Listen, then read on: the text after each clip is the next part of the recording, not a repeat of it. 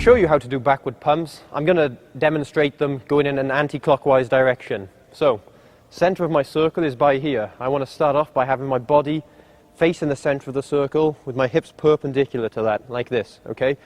Not going to start there, facing the center.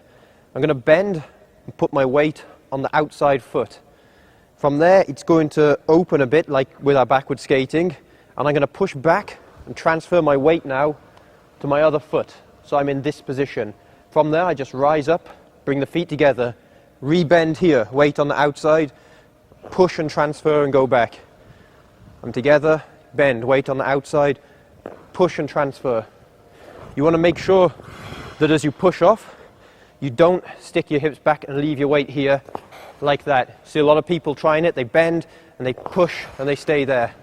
You want to make sure your hips are underneath you, you bend and you transfer to the new foot.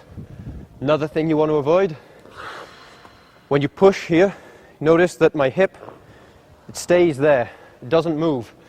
You see a lot of people, when they push off for a backward pump, they open their outside hip. So I'm here, they push and they twist, and now I'm in this position there. If you get into that habit, it's going to be very hard to break afterwards. You really want to avoid it. So weight on the outside, body facing in. I'm looking back in this direction because that's the way I'm going, and I have to check no one's behind me. I push back, hips underneath me, outside hip doesn't move. I stay in the same position throughout the whole move.